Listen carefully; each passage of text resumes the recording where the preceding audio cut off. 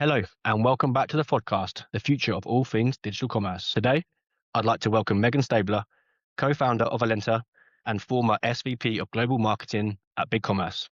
Welcome to the show. James, how's it going? All good. How's things with you? All good. Things are good, really good. Yeah, happy and excited about 2026. I first met Meghan at the Ecom Expo last year. Almost immediately felt she was someone we needed on the show. So it's great to get this session locked in. It's taken a little bit of time as we break down what's changing in retail and where you should be investing in 2026. Before we jump in, do you want to give a quick intro of your background, Meghan? Yeah, well, you put part of it out there. So I'm formerly SVP of Global Marketing at BigCommerce, which has rebranded itself recently to commerce.com, and that includes the three brands of e-commerce, Feedonomics, as well as MakeSwift. Prior to that, I've worked for a lot of enterprise software companies. So CA Technologies, which is now Broadcom. Before that, BMC Software. I've been CMO of another company called Thrivecart. And then stepping forward, as you did the intro, I'm currently a co-founder of a company called alentr, based here in London. Excellent. Do you want to say a bit more about alentr? Sure. Thank you for that opportunity. So we believe that pricing is the last frontier of any digital transformation project. So let me unpack that a little bit. Pricing in its essence is normally a static price, right? In the world of commerce, your price is probably stored inside of an ERP or loosely coupled into some kind of PIM. And then when your loyalty promo e-com site needs to use a price for a SKU, let's say that jacket that you're wearing right now, it plucks it out of the ERP or it goes along with the PIM. And that is the price that is generally sold as to every consumer that's coming to your website or you're offering a promo to. But what is missing from those prices is all the context that goes on to create that price, and therefore the margin that you're actually going to need to deliver to be profitable as a company. So there's a lot of work in enterprise retail that goes on behind the scenes with finance and merchandising and category managers and data scientists to look at historicals. How many of these jackets did we sell last year? What was the cost of goods sold, cost of goods landed, inventory storage costs, shipping costs, etc., heating, electricity, whatever it may be. Let's figure out that jacket is, let's say we believe that at a minimum we have to sell it for £100 because that's our cost of goods, or your sneakers, right? You've got sneakers out there, so £200 or £100 for a pair of sneakers. And therefore, we want to make about £10 profit on sneakers. We're going to sell these for £110. That price gets plugged into the ERP, and then the loyalty promo e-com sites plug that price out,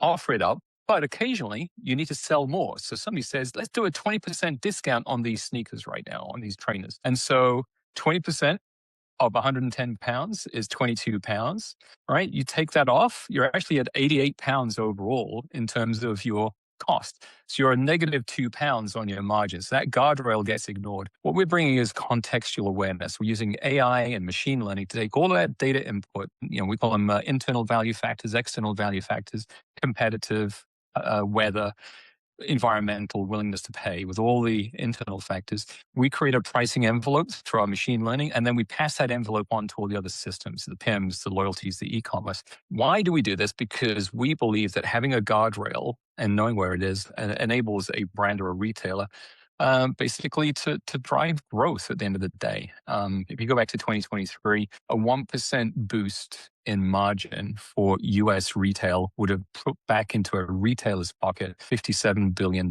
So think about it as an enterprise retail. Let's say you're doing £1 billion here in the UK, and we can give you a 1% boost in your margin, what that's worth, or a 2% or a 3% or a 4%. So we work with all the ISVs, the partners, and we think of us as a middle layer out there. And we're a startup based here in London. Given the pressures retailers are facing right now, not only on their margins, but also on customer attention and putting the right promotions and offers in front of their customers. To me, it sounds like a very good product, and almost as a retailer, it's a bit of a no-brainer to have as part of your ecosystem. So I'm really excited to see how the market takes as you guys sort of build out your presence in the UK. Yeah, we're having great conversations today, but your comment there about challenges for retailers, right? They're being challenged by other technology. So agentic commerce is going to bring a real challenge for any retailer today, because you or I could sit at home on our iPads, on our phones, wherever it may be, and say, hey, go find me the best price for this pair of trainers, right? And you give the description as to what you're looking for. If you're on some online device, it's probably going to offer you up a visual of it. Maybe you can fly in, twist it, see it, pick the color you want, and buy it. It's good for you and I as a consumer wanting to go ahead and buy something online, but it's really bad for the retailer because they're losing a lot of insights and control. And yes, they're still going to be the merchant of record at the end of the day that has to do and worry about, do I have the inventory and the stock? Can I deliver? What is the shipping fees going to be and all these other things? But they're going to lose insight on pricing. And here's why. Because if you have multiple retailers or outlets that sell the same kind of sneaker, they're all going to be competing for you, the consumer, at the end of the day, and offering up the best price or the discounted price or a promo price to get that sale. So it could end up being, for retailers, it's a race to the bottom, so to speak, of I'm going to sell it to you for 110. Don't worry, I can sell it to you for 105. No, I'm going to do 102. No, I'm going to do 150 pence. No, I'm going to do 99 pounds, right, to go through it. And your cost of goods at that point goes out. Your margin is completely unknown. And as much as your e-com folks, loyalty folks, and others will go, hey, isn't it great? We offered this promo. We got through agentic AI, agentic commerce. We've sold 1,000 of these pairs of trainers over the past week. Finance is going to turn around and go, yeah, you sold 1,000 of these things, but guess what? We made zero in terms of margin profitability. So in a world where retail is squeezed and the last thing you can really work on is pricing, right? Because your supply chain is wanting more, they're costing more, because manufacturing is costing more, shipping is costing more, right? Expectation of you as the consumer to get it tomorrow versus next week, is there. So higher expectations, increased costs. What can you do as a retailer? Focus on pricing guardrails and let alentr come in, work with you to make sure that you've got these guardrails in price, because sometimes it may be worthwhile you saying, hey, I'm not even going to sell it. It's not worth me selling it, because if I sell it, I'm eroding my profit margin. Or you make the decision, say, hey, I'm going to sell it at a loss because I'm hooking in James as a new customer. And I believe that James has a propensity to buy more, and therefore I may make it up in future sales to him. But at the end of the day, it is about margin and profitability. And I think that's the pressure that's going to come on retailers, is this technology space that is changing so quickly, that is trying to be ubiquitous, is going to cause problems at the end of the day when you're accounting for what you've got and what you've sold. Ubiquitous. That is a new word to me. What does that mean? Everybody, right? Okay. AI and agentic commerce is going to be ubiquitous. Everybody is going to have access to it, whether it's on the MacBooks, laptops, iPads, smartwatches, whatever it is. I looked at this; it's not a smartwatch; it's a bright light. Well, smartwatch is over there, but you know what I mean, right? Everybody's going to need it, right? Like a mobile phone is ubiquitous nowadays compared to 30 years ago, when there were a few mobile phones, but not many people had it. Yeah, and that's what fascinates me about this space. The evolution of technology, the last 2 or 3 years has been insane. Yeah. And that's why I love these conversations with people like yourself, who are at the forefront of these technologies that are disrupting the industry every single month. Yeah, look, it's for me, this is going to be a really interesting conversation, as we a lot of it's going to be focused around the challenges retailers face, the pace of technology evolution, and kind of where we are now versus where we're going to potentially be in 12 months. And it'll be interesting to sit down later on in the year and see how that kind of pans out, really, because I'm sure you probably agree that it's very hard to predict that far ahead at the minute. Yeah, that's why I was laughing. It's like it is so hard to predict it, right? Yeah.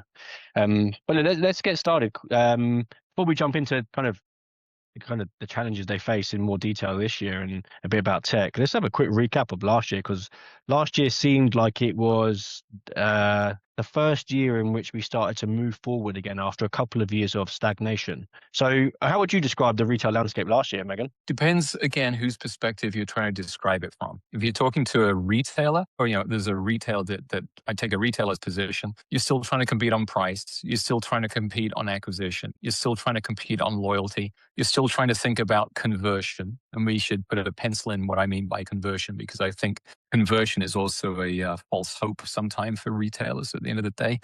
So retailers are still having a tough time. There were still supply chain issues. There's still cost issues, right? You had the tariffs from that person in the States that came across, and regardless as to where you are, they are going to impact you, and you have to plan for it. And planning means you got to think about what it's going to be like. And unfortunately, this sort of haphazard approach to tariffs is a very hard thing. So I think retailers have had a tough time. From the sector that we play in is, in the e-commerce space, I think it's been tough depending on who you are.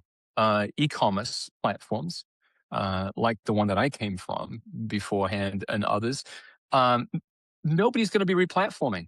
I don't think anybody wants to replatform, and you're not going to see a lot of brand new startup enterprise level retailers go, hey, we need to have an e-commerce platform, right? There's not going to be a lot of those. There are a lot of enterprise retailers out there, but for them to say, hey, we need to go from BigCommerce to Shopify, or Shopify to Salesforce, or Adobe to Shopify, or, it's not going to happen, right? So I think the e-com platforms are changing. Agentic AI and agentic commerce is going to change everything for enterprise, for platforms too, because whereas now the desire has been up until a year ago to come to your website to find the goods, all the search and merch and stuff that you've got, throw it into a cart, convert it, use a payment method of my choice, PayPal, Stripe, whatever it is, and then a shipping method that's going to get it to me 24 hours next day delivery, or I'm prepared to pay less and get it in a week. It's no longer going to be that interface. That interface is going to be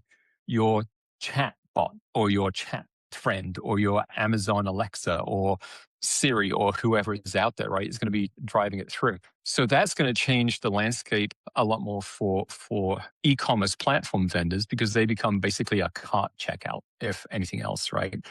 So people are still going to buy online. I'm not saying that nobody's going to go to a website.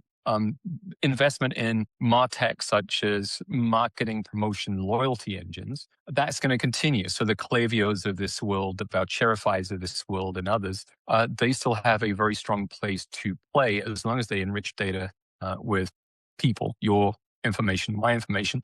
And then you got the DXPs and the CDPs that are trying to look at the whole user journey going through it.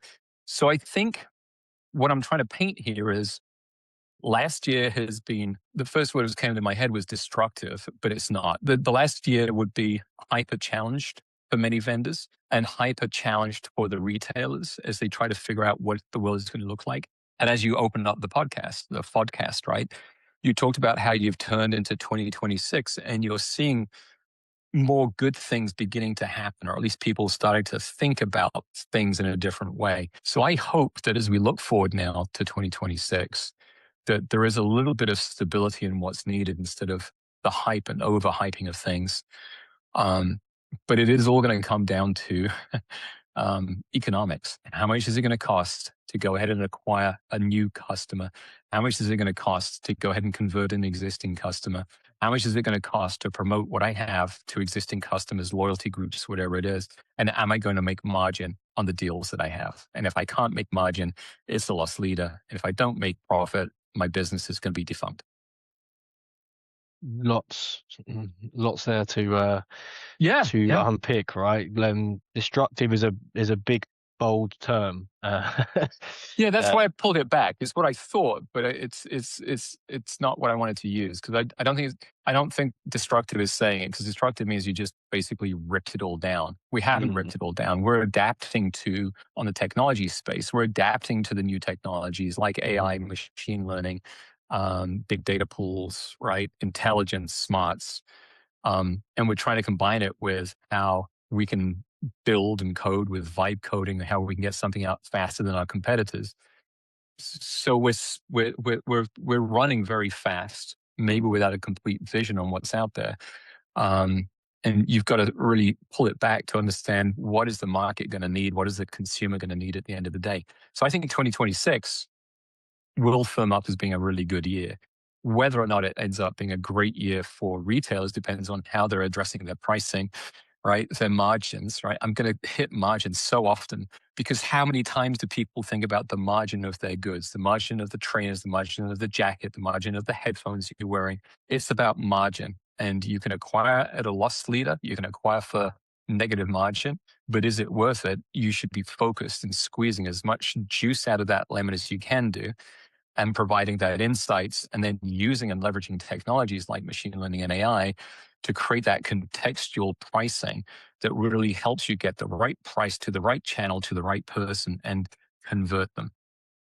Obviously, the margin point is so prevalent as well, and in the last sort of 18 months, we've had a few guests on from a variety of different vendors focused in the loyalty and promotion space. And whilst coming at it from a slightly different angle to yourself, the underlying message is the same. And it's like companies have so often previously just chucked out a discount code to try and attract customers without really thinking, okay, yeah, we might sell that at 25% off, but what does that mean for our profit? And as you said, it's all well and good selling as a loss leader, but Yeah.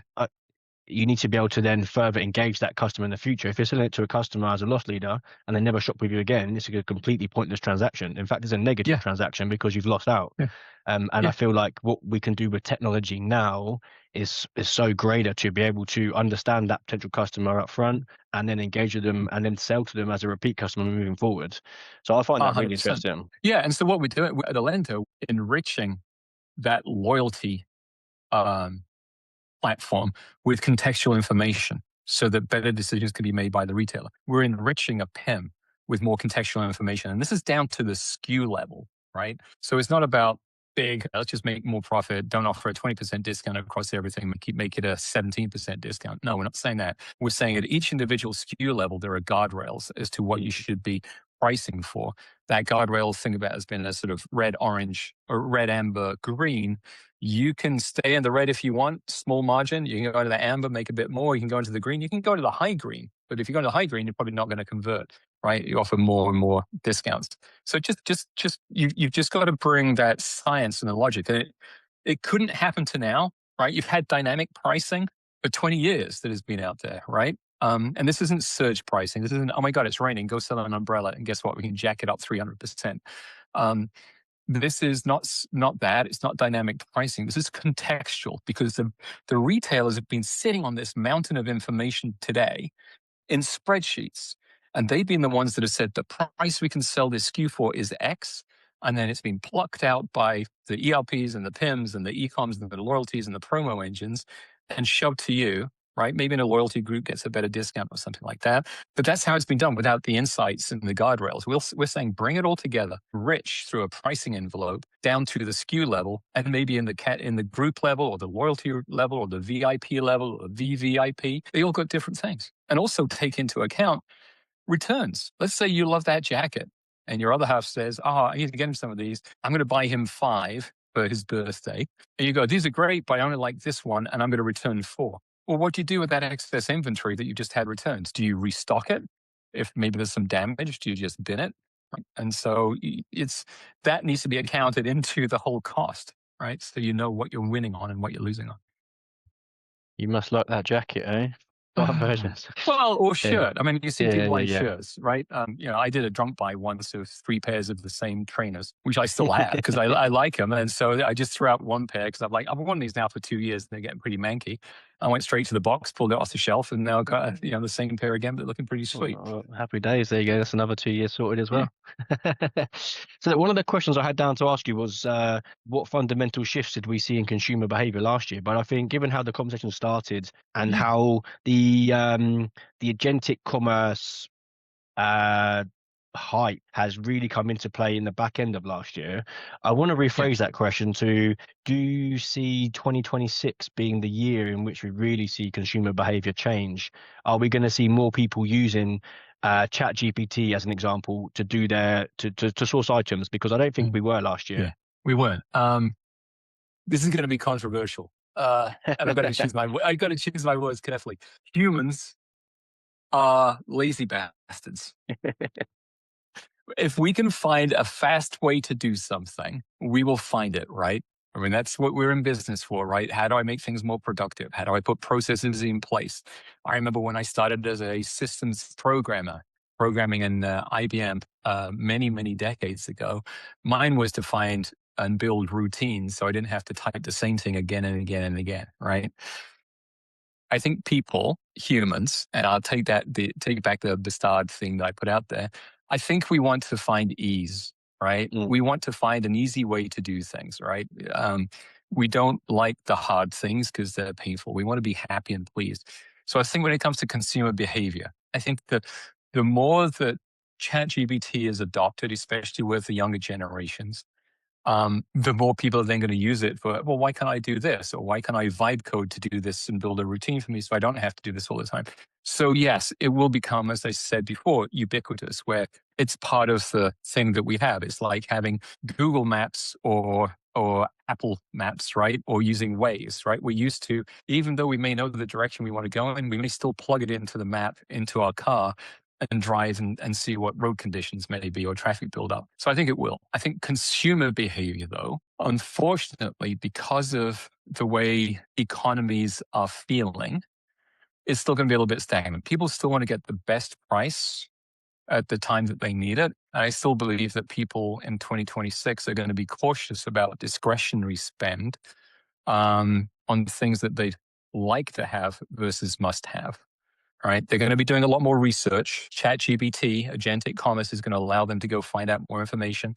I'm sure you use Google today and stuff. You're going to find out information, use Wikipedia to find, facts and stuff. People are going to use more of that before they go ahead and make probably large purchases. And of course, you're seeing it in a grocery store today. If you're in Waitrose or Sainsbury's or Tesco's, people are definitely looking at the price of things and saying, "Hey, do I want this?" So that will continue. So from what we need to do, meaning we as in retailers, is to find that person where they are and make sure we're not hammering them with messaging, but we're meeting them where they're at. And that means getting a lot more information and data on them. How often do they shop? What do they like when they shop? What do they buy when they shop? And then trying to offer up and serve the promos, the discounts, the loyalties, the rewards, but also do it in a way where we're not eroding our profit margins. So I think consumer behavior is going to be driven by the economy, the ability to afford and to spend things, and then the necessity of buying things. That's it. It's not going to change. I'd be inclined to agree. Like you said, we've been seeing that now for 12 months. Cost of living isn't going down. No. Can't see it going down anytime soon either, unfortunately. Yeah, and it's not just the UK. It's the US, where I have a house. It's France, where I have friends. It's Spain, where I have friends that moved from the US to get away from the administration. I mean, everybody is looking at the cost of living, and that is going to impact, what, do I really need to replace that right now? Or do I really need to buy something new right now? That's all. Yeah.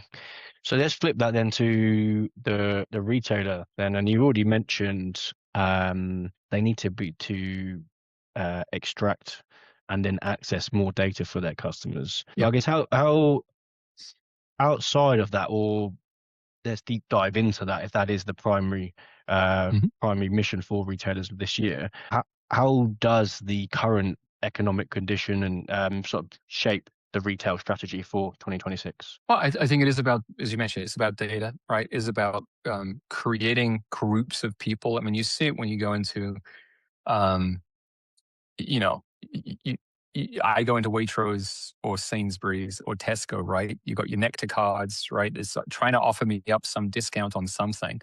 It's not randomly coming up with goods that I may want to potentially purchase, right? I think in Nectar, you only get like 10 different things that it's offering you up. It knows what some of your shopper behavior is. And that's why it's trying to get you to go back in the store, because they know that if you go in the store, you are likely to buy other things. I don't think any of us go into a store and say, I'm just going in to purchase this. Often I go in to purchase something. I'm like, why the hell did I get these other things? I can't remember what I bought them for, but they're on the shelf. So for the retailers, it is about really exploring, interrogating, and prosecuting the data that you have on consumers as part of a brand strategy. Why should people buy from you versus buying from the competitor? What is it that you offer that is a differentiator, which isn't always on competitive price, quality, right, durance, all these other things? And how do you turn those users or consumers into loyal users where they repeat, come back, right? And they know that they can trust you. It is like John Lewis's Never Knowingly Undersold, right? So you want to create that brand where people have a trust level with that brand or that retailer at the end of the day. So retailers now have to look at that volume of data, the signals as to where they can buy. They have to look at that digital transformation of, do we have the right marketing stack or tech stack here that's going to help us beat the competition. Because if you're not doing it and you don't have the latest technology that is fitting within inside of your environment, but your competitor is, and they're executing and prosecuting on that, then they are going to win at that, right? So you've got to look at your tech stack. You've got to reinvent it. You've got to move fast, do your test and you'll learn, your A/B testing, but know when to pull back or when to accelerate. Now is not the time to hold back. And I think you've gone through a couple of turn downs in economies. I've been through probably several more than you, right? And we've always said marketing tends to be the first thing to have their budget cut sometimes when you're not bringing in the sales. That could be the worst thing, because if you're not in marketing and you're not promoting, branding, doing all those things, and you're cutting a budget from that, there's less eyeballs on you as a company. And so people are going to be buying less, which means you're going to have to cut budgets again. So again, a race to the bottom, so to speak. So brands, retailers, especially in the enterprise space, need to be focused on customers as intently and intentionally as they can be. You started that off by speaking about Sainsbury's specifically and the Nectar card.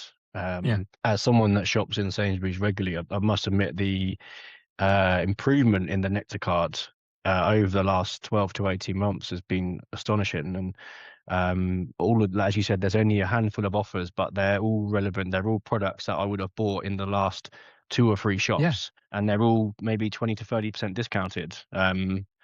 I also love the fact when you scan your Nectar card on the scan to shop, it just puts all the offers on there straight away, which is massive, because there's nothing more frustrating than getting to the till and then being like, oh, it's not scanned my card or whatever it might be, and you end up paying a premium for products that you wouldn't normally pay for. So I think that, in my opinion, their business that's leading the way when it comes to customer experience, which obviously stems down to how they've utilized the data that they've been receiving now probably for the best part of 15 years.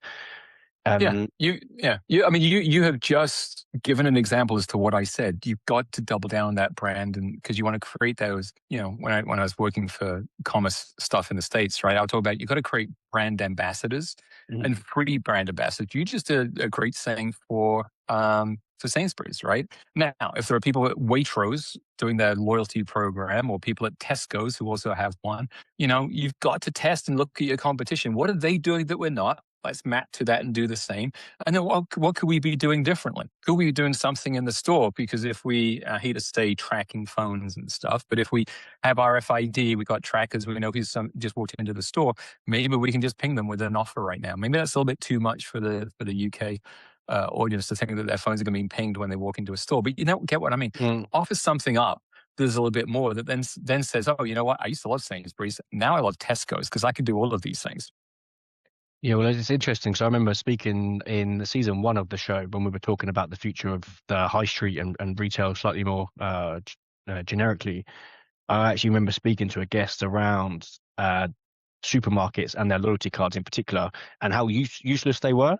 At that time, there was no benefit for swiping your card. They must have had millions of data points, and it seemed like they did absolutely nothing with them. So it's great to see the evolution. Whilst I'm a Nectar card holder, I understand that the schemes within like Morrison's and Waitrose, Tesco's, you name it, they're all of a similar standard, right? So I think it's good. Outside of grocery retail, Meghan, just really quickly, is there any other retail brands that are doing a good job of this in your opinion? I think some of the sports brands for experiences, Castor and others, they're doing pretty good on creating a brand and the experience as well, and combining both online and offline experiences for you. So it is. I think it's been a hangout that we've had since lockdown and COVID, right? Where everybody was like, oh my God, we got to force people to buy online. Everyone's going to buy online. Then it was like, well, how do we, now with post-COVID, how do we get people to come back to the store and buy in store, right? Because we know that people are likely to buy more things in a store,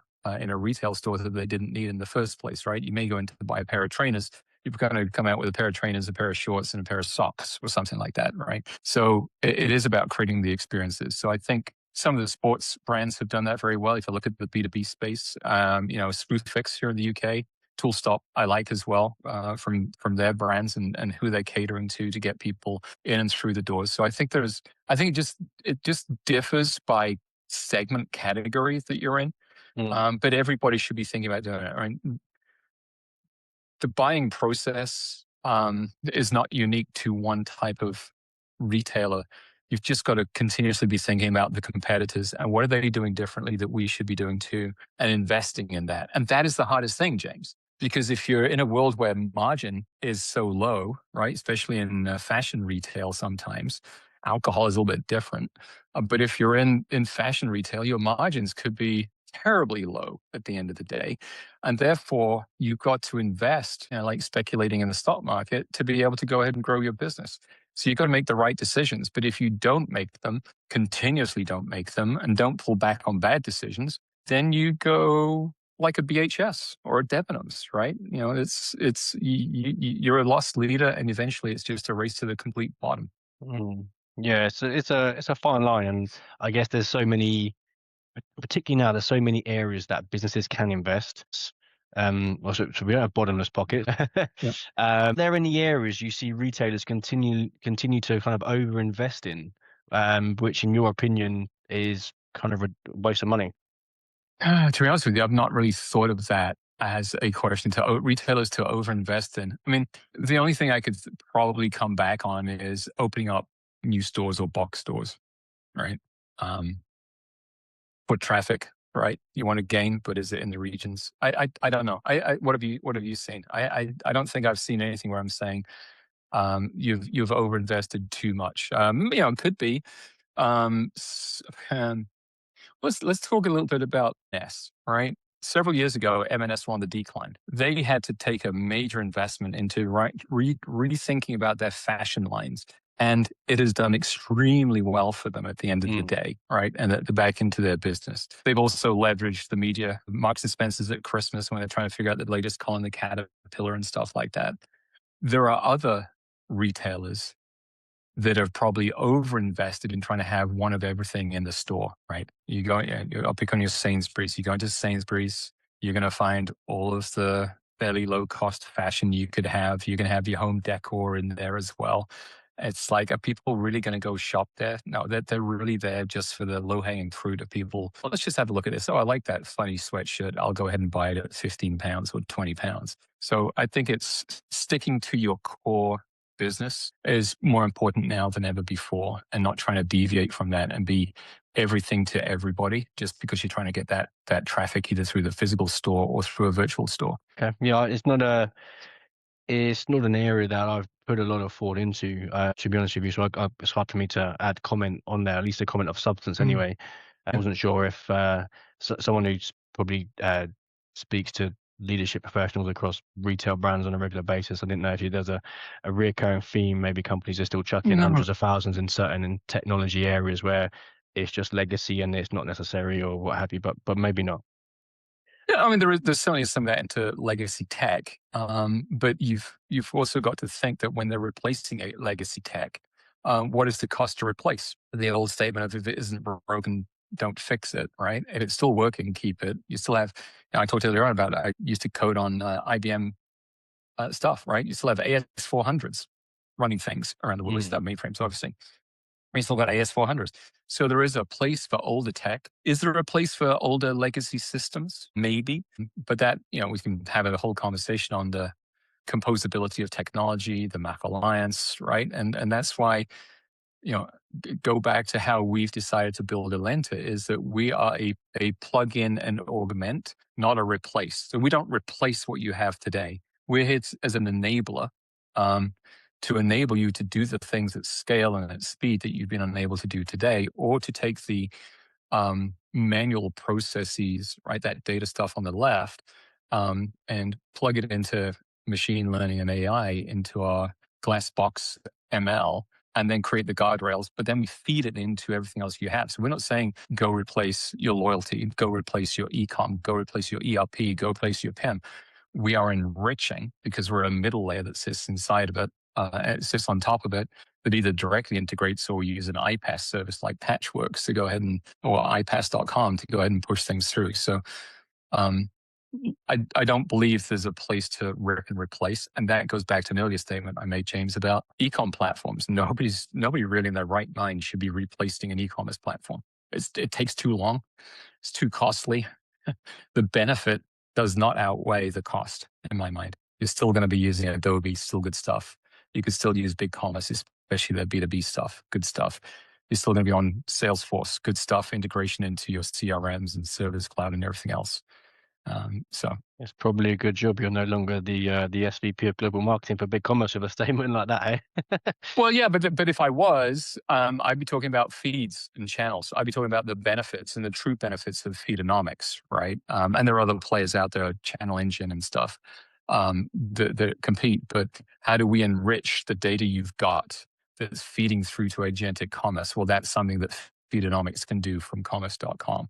How do you build and launch and grow and stand up stuff faster? That's with MakeSwift and the stuff that they've got. But at the end of the day, Shopify is the big behemoth. Shopify is a great innovator, right? They were the anti-enterprise for about a year and a bit before Toby and the team changed it and said, no, we're everybody that you want to be. And they are the ones to scale. They have the 2,000 plus developers to throw it at, where many of the other brands and many of the other enterprise platforms don't have that. That's why you've seen, Hybris is still around, right? You're not going to have, you don't, yeah, but you don't see that, you don't see people going, I've got to be on SAP Hybris, nor do you see people that often leaving Hybris, but they don't have a ton of developers over there doing things. Oracle Commerce, right? You still have Oracle out there as well. You still got WebSphere somewhere. I think it's owned by HCL. So the platforms haven't died. Yes, they have a few cuts in the beginning to bleed, but at the end of the day, a retailer who goes, so let me get this right. You want me to spend X amount of £1,000 of dollars, spend the next 6, 9, 12 plus months replatforming to get exactly what I've got today. That doesn't make sense to me. I wouldn't be calling on that. I'd be looking for things like alentr, like Voucherify, like Feedonomics, right? Like Clayview, to go ahead and enhance what I've got by giving me richer context and information that I can now use to convert James into a customer and hopefully a repeat customer. I agree fully in terms of looking at specific areas where you can make a change in a relatively small period of time, something that's possibly cost efficient and CROI. I guess I'm looking from a non-technical point of view. My understanding is that if you're on legacy tech, let's take an older version of Hybris as an example. How easy is it to just add in a component in a particular area? My understanding is you would maybe migrate to something like a newer version or a Shopify, because you can then plug in via an API in far quicker. It can, but yeah. Well, and that's why we have APIs. I mean, people got upset with me once when I said AI is nothing new. It is just algorithms at scale. We've been using algorithms for as long as I've been programming, right? We've been building APIs through buses and connectors for as long as I've been programming. So APIs, right? If you open up the platform of Hybris, you're still going to have some APIs that you can plug into. And it's about data flow back and forth, right? Data feeding, data enrichment. But you're right. I mean, the shop somewhat open and extensible. Magento, Adobe, a little bit more. Commerce Tools, brilliant. Scale, I think, is going to be another one that people should look out for as well with their build. Spryker as well has done a good game on that too. That if you want to go fast and flexible and be able to replace the bricks in your tech stack, just like Lego bricks with different colors, different size bricks, composable commerce allows you to go ahead and do that. But all of what we talked about, James, depends on what a retailer's strategy is, right? What are the outcomes they're trying to drive to? What are the OKRs, KPIs? What do they want to achieve? What needs to be different for the consumer?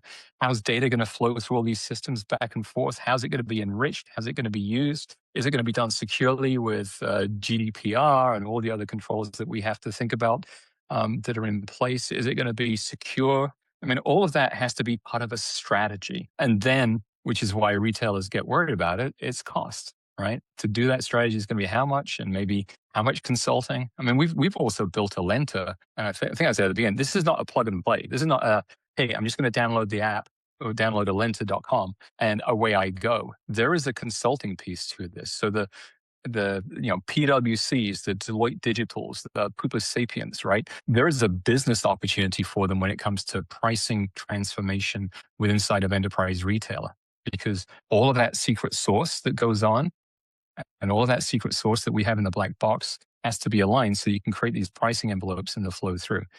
And yeah, that does come with a cost. But if you are going to make $100 million in profit boosting through your margin, it's probably worth spending another $5 million to go ahead and get that change done, or $1 million to get that change done if you're trying to drive, with 100 million revenue.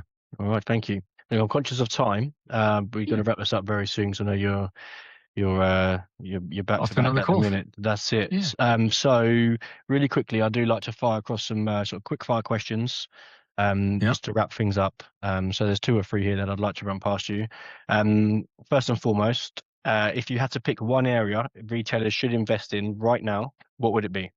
I'm going to be biased. Pricing transformation. Think about, go Google contextual pricing. It has to be an area that you can drive profit in today with very, very little, faster time return, ROI on it. Okay. Gotta say it. I knew that was going to come.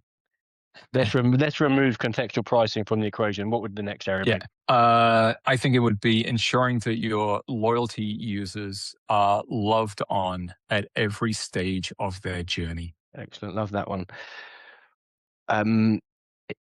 What is one retail brand we should be keeping an eye on this year? One retail brand to keep your eye on. Why did you do this to me, James? No.